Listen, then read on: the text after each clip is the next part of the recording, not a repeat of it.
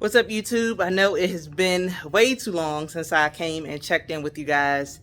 It's just been a lot going on. My summer's been busy, but I did want to hop on here really quick and talk more about Snappic. I did an earlier video where I kind of stepped into the software and took you through a trial run of if you're setting up your 360 photo booth event, what the steps look like to set that event up in Snappic.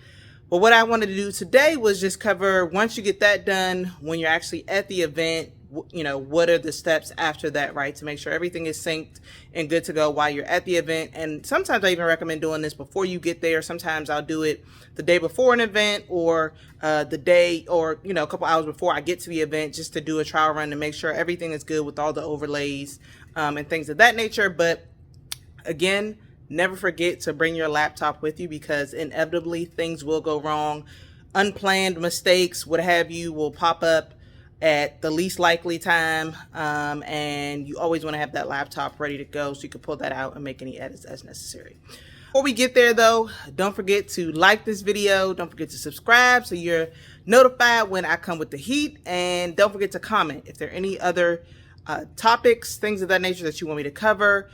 Things that you are just kind of struggling with and want to be addressed in a future video, go ahead and hop in the comment section and drop that in. All right. So without further ado, I'm going to flip the camera around here. We're going to jump in there.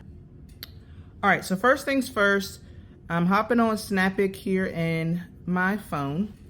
So obviously there's no live events right now. I did go in here and create one for the future.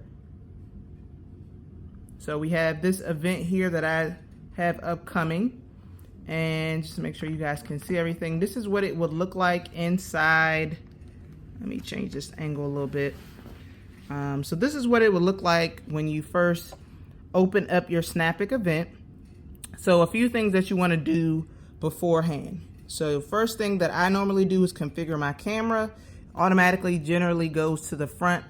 I normally pick this third one here, back dual. Let me go back so you guys could have seen that. I normally pick one of these here, the back dual camera or back dual wide camera, just because I do like the wider angles. I usually do the square template. So, you know, you might want to adjust that based on your template and what, you know, how you like your videos to come out. But I generally like to do the back dual one, that third one there, or the second or third one here. Usually gives more of a full body view. And then from here, there's a couple things you could toggle on and off. Your gallery, always want to have that toggled on so you can see it. The different sharing options. QR code. So depending on how you like to share your videos, and sometimes I use this QR code, you would see that in your Snappic app. It allows you to do the QR interaction. So essentially the way that works is when someone steps up to your booth, you'll have that QR code. They can scan it, they put in their email address or phone number and choose the template they want, and then they step up to the booth, hand you the QR code. You pull that up here on the booth and scan it with your phone, and then that way when they step off the booth, they don't have to do anything else with you. That video gets either emailed or texted to them, depending on how, you know, whatever they put in. So I like that, especially depending on what the workflow is like. If it's just, you know, maybe really busy, a lot of people, and you don't have time to be, you know, messing around with airdropping and stuff like that. So I do like to use that sometimes. But then sometimes you run into, depending on the crowd, right? Because then you run into some people who are like, I don't know how to use a QR code. What is this? It gets kind of confusing for them. So, you know, just kind of, you know, be able to figure out your crowd that you're dealing with there. Up here is your queue management. So sometimes I very rarely go in here, but sometimes I have bad service. And so I'm just kind of wondering where, if people coming up to me like, hey, I haven't gotten my video yet, you know, what's the status? I'll go in here and it'll tell you, you know, hey, what's been uploaded, what's remaining, what's failed. So if something hasn't gotten sent out, if it's still waiting to be uploaded to the online gallery, or sent out via text or what have you. And then what else? We're not printing here. So from here, we were going to do start photo booth. From there, it's going to load all your event resources. I copied or duplicated an old event, so it's going to pull in an old overlay that I created for an older event, and that's okay because this is just giving you guys an example of what this all looks like. So sometimes it takes longer than others, depending on what your service is like.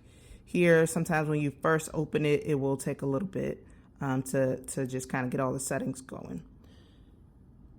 So we're giving that a minute there. All right. So from there, you know, your camera's already set. So we're going to go ahead and start photo booth. And then because I had that QR code on, that's why it's giving me this here. So the person would have had to go through all the prompts, and then I would put their QR code up to here so it would scan and then it would start. But I'm going to exit out of there. I normally tell people to make their passcode something they always remember.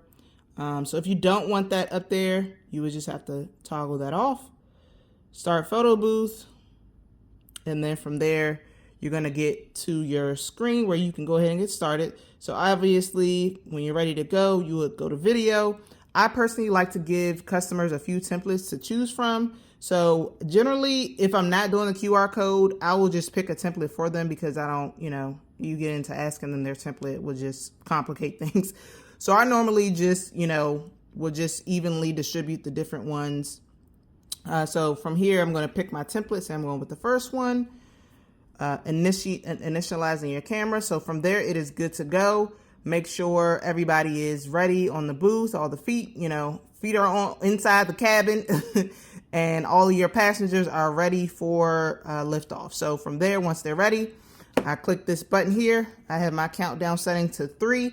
At this point, I'm pressing the booth button and it is going to start recording from there. If for any reason something happens, you need to cancel, you can always X out there. And then obviously your gallery, everything is going to pop in here just in case you need to, you know, review what happened. So I normally like to, the first couple videos of each template, just go in here and look at, you know, what the recording looked like. So for instance, you know, maybe I'll do this trial run before I go to the event just to make sure everything looks good on the overlay and stuff before I get there. And then sometimes if I'm feeling risky, I might do it the day of the event, do a couple of trial runs myself or my sister, and then just, you know, look at our videos in the gallery here. So that is everything for the actual photo booth. And this attract screen, you know, you guys can get really fancy with those. I normally don't edit the attract screen on the actual phone just because no one really sees this except for me, the people who operate in the booth. But obviously, if you are doing any type of corporate events, weddings and things of that nature, if you want to do an attract screen on the phone, you can do that as well. And all that settings are on the Snappic on the website. All right, so now we're going to move over to the iPad. All right, so then I'm going to refresh. Always refresh if you don't see your event. So I refresh. So got upcoming. Here we go. Victoria's birthday. So this is going to be for my sharing station, right? So again, if you're doing the QR code configuration, you don't necessarily have to have a sharing station. So it just comes down to your workflow and how you prefer to have your events set up. So sometimes I'll do the QR code, like I said. Sometimes I will do you have 2 different QR codes options. You could do the QR code where I just showed you before, where they do the prompts and then hand you a code at the end. Or you could do the QR code where when they step off, you just have a QR code directly to your entire gallery. So that's an option as well. So you have a number of options. And I'll probably do a video on different types of workflows and options and benefits and disadvantages, because I feel like we've tried them all at this point. But anyhow, let me not get sidetracked. So we're going to pretend as if this is our sharing station. So this one is really easy and quick. You would just click start sharing station. That's going to go ahead and populate. And this is my current attract screen that I have here. Again, I typically try to just keep it so that I can do the same thing every event. But there have been some events where I've gotten really fancy with the attract screen to match, you know, the overlay and things of that nature. So from there, I'm going to do a video. Here, let's do a little test run video so you guys can see. I'm going to choose this template. And hopefully it'll pop in here rather quickly. And this is usually why I like to do the QR codes, because sometimes they don't pop in as quickly. Sorry, there's a glare. Let me turn this off. All right, so it's rendering the video. And you guys can see, you can time it on your end, see how long it takes sometimes for the videos to pop in. to me, I prefer to do the QR code. So we're gonna go ahead and skip. It doesn't do anything until you skip. And at that point, it'll start the kind of transitioning over to the sharing station. So we can see how long it takes for this video to pop in. And see, it, to me, this at this point, oh, well, that wasn't too bad. At this point, I could have airdropped it to somebody. So, you know, it took maybe 30 seconds to a minute, which I guess isn't super long. But while someone's standing there in your face, I'd prefer to just go ahead and get it over with. But anyhow, that's that. So hopefully this video was helpful. Again, if you want to learn more about how to do your settings in the actual Snappic application, go back and watch that video. I will put it in the end as you to be able to click through to that video. But I wanted you to be able to know the next step from there once you get everything set up in Snappic, how you get your photo booth set up and how you get your sharing station set up. And like I said, I'll probably do another video on different workflow options so you can kind of weigh, you know, which one might be better for you. So with that said, guys, oh, sorry about that. That's my work computer. I just got off about 15 minutes ago.